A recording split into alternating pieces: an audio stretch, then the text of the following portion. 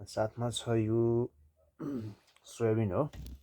Soybean त्यसपछि खोर्सानी अनि यसलाई चाहिँ हामीले किनिमा भन्ने गर्छौँ, स्पेसली किनिमा। र आज कोदोको ढिँडो खान गइरहेको छु साथीहरू है। ल अब चाहिँ म खान्छु ल।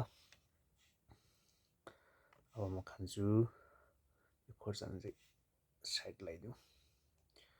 खोर्सानी डढाएको खोर्सानी छ है। त्यसपछि ल म चाहिँ सुरु गरेँ है साथीहरू है। यसलाई चाहिँ यस्तो यस्तो गर्ने।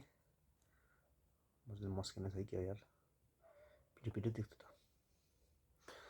टक्क यसरी चोबाल्ने होइन, यसरी चोबाल्ने। ल साथीहरू खाएँ है त। ल पहिला तपाईँहरू यसो चाख्नु त, त्यसपछि म खान्छु। ल खाएँ ल। ओह एकदम टेस्टी भयो यार।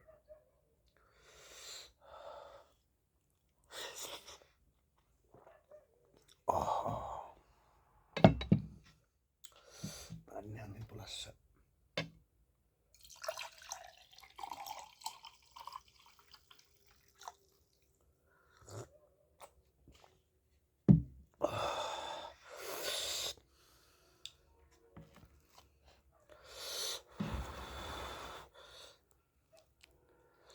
यत्र त डल्ला पारेर खाने हो।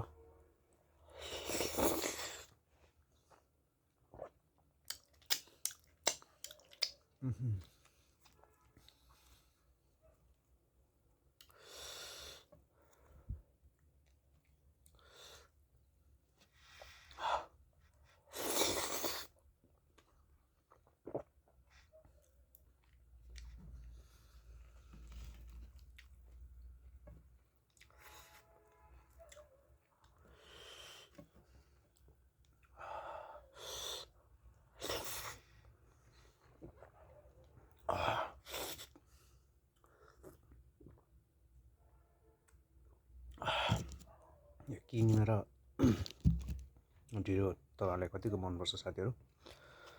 यो भएपछि त मलाई त अरू केही चाहिँदैन हजुर। यति मिठो लाग्छ, यति मिठो लाग्छ।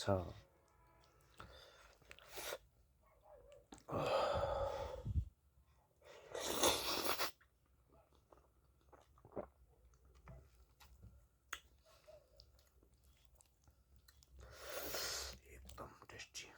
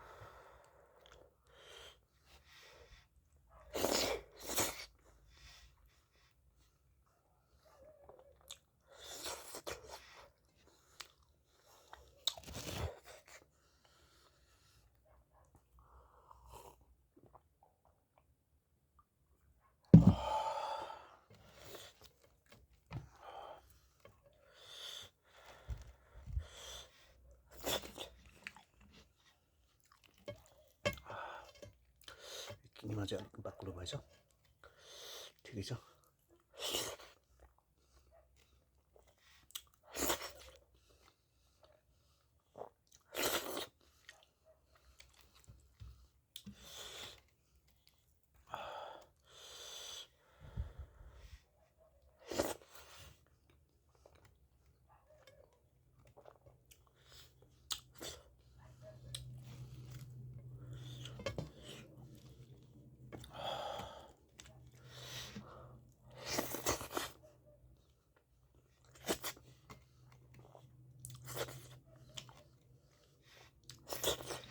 एकदम मिठो भयो साथीहरू।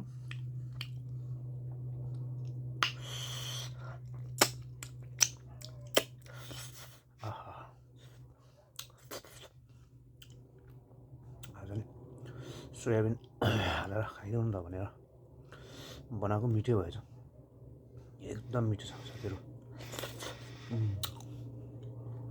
एकदम टेस्टी छ।